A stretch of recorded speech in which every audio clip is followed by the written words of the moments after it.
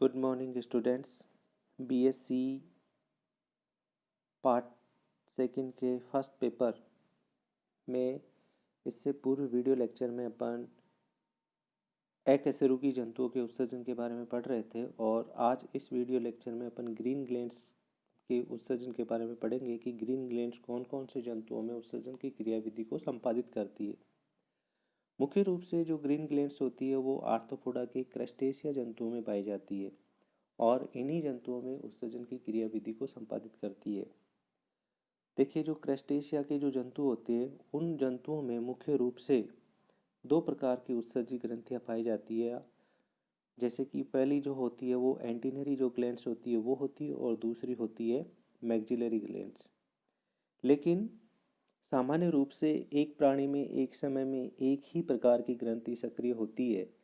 जैसे कि क्रस्टेशिया के जो जंतु होते हैं वो लार्वा या एडल्ट दोनों अवस्था में एक साथ नहीं रहते। इसी प्रकार ये दोनों जो ग्रंथियां होती है क्रस्टेशिया के प्राणियों में पूरे जीवन काल में दोनों जो प्रकार की ग्रंथियां होती है वो सक्रिय नहीं रहती है, परंतु एक प्रकार की ग्रंथि क्रियाशीलता प्रदर्शन करती है। या तो वो लार्वा अवस्था में होती है या एडल्ट स्टेज में होती है। लार्वा अवस्था में मैक्सिलरी ग्लैंड्स जो होती है वो सक्रिय होती है, वहीं जो एडल्ट स्टेज होती है उसमें ग्रीन ग्लैंड्स या एंटीनरी ग्लैंड्स होती है वो क्रियाशील रहती है। एक प्राणी में एक समय एक ही ग्रंथि की सक्रियता क्रस्टेशिया की विशेषता मानी गई है या विशिष्टता मानी गई है। अब यहाँ पे अपन जो झींगा या पेलिमोन जो होता है या प्रॉन जो होता है उसको एग्जाम्पल लेके उसमें उत्सर्जन की क्रियाविधि समझेंगे। या वेस्ट पेलिमोन में उत्सर्जी अंग जो होते हैं वो एक जोड़ी एंटीनरी ग्लैंड्स होती है और इंटेगुमेंट द्वारा उसमें उत्सर्जन की क्रियाविधि संपादित होती है। जो पेलिमोन होता है उसमें जो उत्सर्जन की क्रियाविधि होती है दो प्रकार के अंगों के द्वारा होती है। एक तो एंटीनरी या ग्रीन ग्लैंड्स द्वारा और इससे संबंधित जो भी संरचनाएं होती हैं एंटीनरी ग्लैंड से संबंधित, जैसे कि लेटरल डक्ट्स होती है या रीनल सैक होते हैं, तथा दूसरी जो क्रियाविधि होती है वो त्वचा या अध्यावरण द्वारा संपादित की जाती है। यहाँ पे सर्वप्रथम अपन एंटीनरी ग्लैंड्स या ग्रीन ग्लैंड्स के उत्सर्जन के बारे में पढ़ेंगे। तो जो ग्रीन ग्लैंड्स होती है, देखिए ये ग्रीन ग्लैंड्स पेलिमोन में एंटीना के कोक्सा खंड में पाई जाती है और ये मटर के दाने के समान होती है। एक अपारदर्शी श्वेत संरचना होती है जिसे एंटीनरी या ग्रीन ग्लैंड्स भी बोला जाता है। और ये ग्रीन ग्लैंड्स जो होती है वो तीन भागों में डिवाइड होती है। इसके जो तीन भाग होते हैं वो होते हैं अंतःकोश या एंडसेक, लेबिरिंथ और थर्ड होता है इसका ब्लैडर।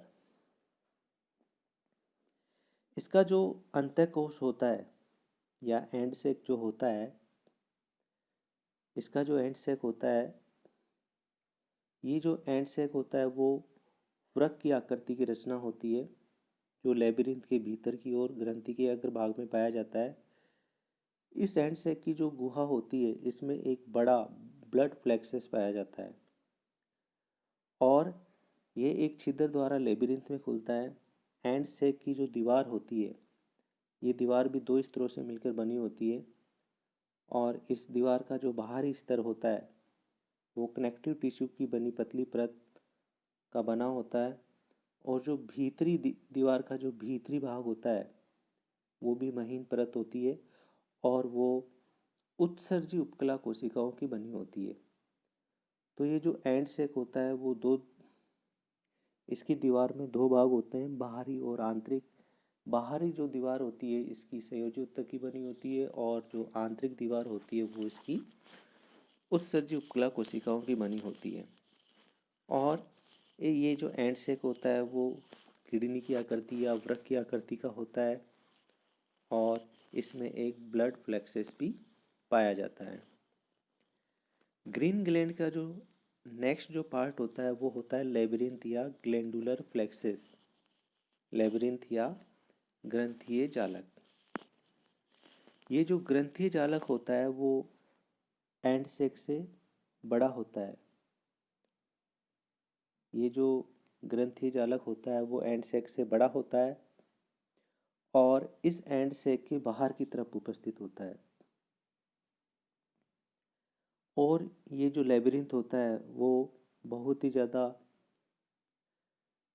शाखित और एक्सक्रेटरी ट्यूब्यूल्स से बना होता है। मतलब इस लेबिरिंथ में बहुत ज़्यादा उत्सर्जी नलिकाएं पाई जाती है। ये जो उत्सर्जी नलिकाएं होती है लेबिरिंथ की, वो आपस में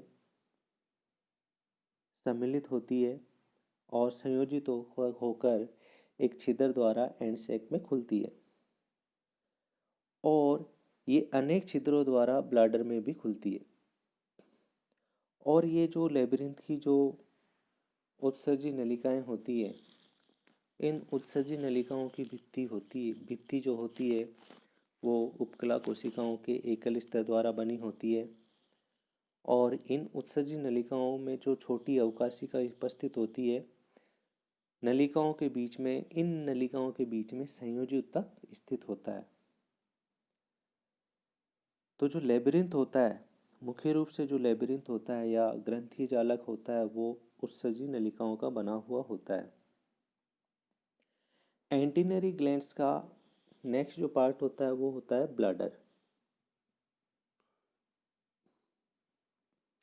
ये जो ब्लैडर होता है ये बहुत ही पतली भित्ति से निर्मित होता है। ब्लैडर जो होता है वो बहुत ही पतली भित्ति से निर्मित होता है। थैले समान रचना होती है, इसे यूरिनरी ब्लैडर भी कहते हैं और ये एंड कोश की भीतरी दशा में उपस्थित होता है। इसकी बाहरी भित्ति एंड सेक और लेबिरिंथ से लगी होती है और इसकी भीतरी जो भित्ति होती है वो एक उत्सर्जी वाहिनी अर्थात यूरेटर द्वारा निकलकर रीनल पोर द्वारा बाहर खुलती है। ये जो उत्सर्जी छिद्र होता है या इसका जो रीनल पोर होता है वो एंटीना के कॉक्सा के भीतरी जोड़ पर एवं लेब्रम के सामने एक उभार पर पेपिला पर उपस्थित होता है। ब्लैडर की जो दीवार होती है वो भी उपकला कोशिकाओं की बनी हुई होती है, वो भी उपकला कोशिकाओं की ही बनी होती है। तो ये जो एंटीनरी जो ग्लैंड्स होती है, इस एंटीनरी ग्लैंड्स के 3 भाग होते हैं, एंड सेक, लेबिरिंथ और ब्लैडर। इसके अलावा एंटीनरी ग्लैंड्स में कुछ और संरचनाएं भी पाई जाती है जैसे कि लेटरल डक्ट्स और रीनल सेक। ये जो लेटरल डक्ट्स होती है या पार्श्व जो वाहिनियां होती है, ये जो पार्श्व वाहिनियां होती है वो एंटीनरी जो ग्लैंड्स होती है, इसके ब्लैडर के जो पश्चिम दिशा में एक सक्रिय पार्श्व वाहिनी पश्चिम दिशा में बढ़ती है। ये जो ब्लैडर होता है उसके पश्चिम दिशा में एक पार्श्व वाहिनी बढ़ती है या लेटरल डक्ट बढ़ती है तथा दोनों ओर की जो पार्श्व वाहिनियां एक लंबे जो रीनल सैक होता है या नेफ्रोपेरिटोनियल सैक में खुलती है। दोनों ओर की पार्श्व वाहिनियां एक अनुप्रस्थ संयोजी या ट्रांसवर्स कनेक्टिव द्वारा परस्पर जुड़ी हुई रहती है। नेक्स्ट जो इसका पार्ट होता है वो होता है रीनल सैक या वृक्क कोश। वृक्क कोश या नेफ्रोपेरिटोनियल सैक एक बड़ी मध्यस्थ लंबी एवं महीन भित्ति की थैले समान रचना होती है जो आगामी जठर या कार्डियक स्टोमक के ऊपर कैरापेस के नीचे स्थित होती है। पार्श्व में ये गोनाड्स तक फैली रहती है। आगे की ओर ये पार्श्व वाहिनियों द्वारा पार्श्व आशयों से संलग्न भी होती है।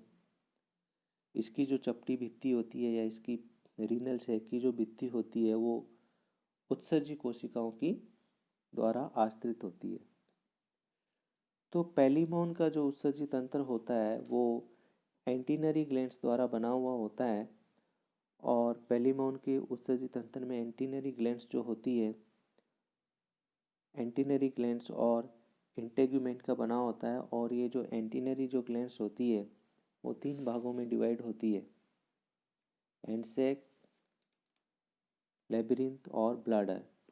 एंड सैक, लेबिरिंथ और ब्लाडर के अलावा भी इसमें 2 प्रकार की संरचनाएं और पाई जाती है, एक तो लेटरल डक्ट्स और एक रीनल सैक। ये तो हुई इस एंटीनरी ग्लैंड्स की संरचना की बात। नेक्स्ट जो अब उत्सर्जन की क्रियाविधि के बारे में अपन अध्ययन करेंगे कि एक्सक्रीशन की फिजियोलॉजी कैसे होती है। इसमें उत्सर्जन की जो फिजियोलॉजी या कार्य की एंटीनरी ग्लैंड्स द्वारा पेलिमोन में जो उत्सर्जन की कार्य की होती है वो कैसे संपादित होती है, उसके बारे में अध्ययन करेंगे। तो जो एंटीनरी ग्लैंड्स या ग्रीन ग्लैंड्स होती है उसकी संरचना देखा जाए तो कोई कशेरुकी जो प्राणी होता है उसकी किडनी की भांति ये एंटीनरी ग्लैंड्स कार्य करती है। और ये एंटीनरी जो ग्लैंड्स होती है मुख्य रूप से 2 प्रमुख कार्य संपादित करती है, एक तो उत्सर्जन का कार्य और दूसरा प्रासरण नियमन या ऑस्मो रेगुलेशन का कार्य संपादित करती है। पहला जो इसका कार्य है वो है उत्सर्जन। उत्सर्जन की क्रियाविधि देखा जाए तो इसका जो वर्णन होता है पहले ही किया जा चुका है कि जो एंड सैक होता है, एंड सैक की जो उपकला होती है वो उत्सर्जी उपकला होती है और इसमें सेंट्रल ब्लड साइनस होता है। ये सेंट्रल और ये जो उत्सर्जी उपकला होती है वो इसके केंद्रीय रक्त कोटर द्वारा संपर्क में रहती है। इसके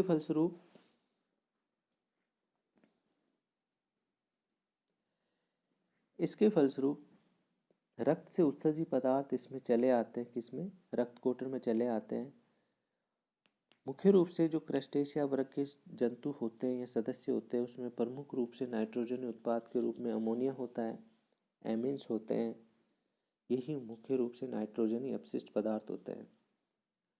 और ये अपशिष्ट पदार्थ जो होते हैं वो घुलित अवस्था में अंतःकोश या एंड सैक और लेबिरिंथ की उत्सर्जी नलिकाओं में पहुंचते हैं और वहां पर इन उत्सर्जी पदार्थों का चयनात्मक या वर्णात्मक या सिलेक्टिव एब्जॉर्प्शन होता है। इनमें जो भी पदार्थ जो होते हैं, उपयोगी जो पदार्थ होते हैं, उनका पुनः अवशोषण होता है, रीअब्जॉर्प्शन होता है। और ये री एब्जॉर्प्शन या पुनः अवशोषण जो होता है वो संयोजी ऊतक में उपस्थित जो रक्त कोटर होता है उनमें होता है। शेष जो बचा हुआ जो भाग होता है इसका वो मूत्र के रूप में ब्लैडर में एकत्रित रहता है और वहाँ इकट्ठा रहता है।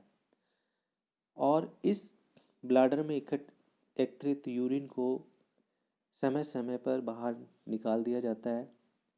वृक्क कोश उत्सर्जी पदार्थों को देह के पश्च भागों में एकत्रित करता रहता है। नेक्स्ट जो इसका जो वर्क है एंटीनरी ग्लैंड्स का, पहला तो उत्सर्जन होता है और दूसरा होता है प्रासरण नियमन।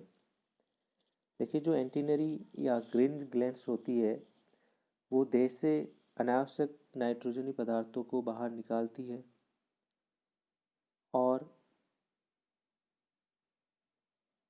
इसी वजह से ये प्रासरण नियमन का कार्य भी करती है। एंटीनरी ग्लैंड्स अर्थात ग्रीन ग्लैंड्स जो होती है वो देह से पेलिमोन की देह से अनावश्यक जल नाइट्रोजनी उत्पादों के साथ अनावश्यक जल को भी नाइट्रोजनी उत्पादों के साथ जमा कर देह से बाहर करने का कार्य करती है। इस प्रकार ये प्रासरण नियमन का कार्य भी करती है। नेक्स्ट जो इसमें पेलिमोन में जो उत्सर्जन होता है, एक तो होता है एंटीनरी ग्लैंड्स द्वारा और दूसरा होता है इंटेगुमेंट या त्वचा या अध्यावरण द्वारा। पेलिमोन या क्रस्टेशिया के जंतुओं में अध्यावरण या इंटेगुमेंट भी महत्वपूर्ण उत्सर्जी अंग माना जाता है। क्रियाविहीन या नाइट्रोजनी जो उत्सर्जी पदार्थ होते हैं वो त्वचा इसकी इंटेगुमेंट द्वारा निरंतर संलग्न रहते हैं और एकत्रित होते रहते हैं। समय समय पर जब क्रस्टेशिया के जंतु या पेलिमोन जब निर्मोचन करता है, एक्डाइशन करता है या मोल्टिंग करता है तब पुरानी त्वचा को त्यागता है और उसकी जगह नई त्वचा आती है। जब पुरानी त्वचा को त्यागा जाता है तो इनके साथ जो नाइट्रोजनी उत्सर्जी पदार्थ जमा होते हैं वो भी बाहर निकाल दिए जाते हैं। इस प्रकार जो इंटेगुमेंट या अध्यावरण होता है या त्वचा होती है वो भी उत्सर्जन में सहायक होती है। नेक्स्ट जो क्रेस्टेशिया के जंतुओं में उत्सर्जी जो अंग होते हैं वो मैक्सिलरी ग्लैंड्स होती है, लेकिन ये मैक्सिलरी जो ग्लैंड्स होती है वो लार्वा अवस्था में उत्सर्जी अंग का कार्य करती है। भ्रूणीय विकास के दौरान उपस्थित क्रेस्टेशिया के सदस्यों की लार्वा अवस्था में एक जोड़ी मैक्सिलरी ग्लैंड्स उत्सर्जी अंगों का कार्य करती है, और ये मैक्सिलरी जो ग्लैंड्स होती है मैक्सिला के कॉक्सियल सेगमेंट में पाई जाती है। वयस्क अवस्था में हरित अर्थात एंटेनरी ग्लैंड्स जो होती है वो उत्सर्जन का कार्य करती है, और वयस्क अवस्था में आते आते ये मैक्सिलरी ग्लैंड्स होती है वो इनएक्टिव या निष्क्रिय हो जाती है, इसका स्थान एंटेनरी ग्लैंड्स ले लेती है। Thank you.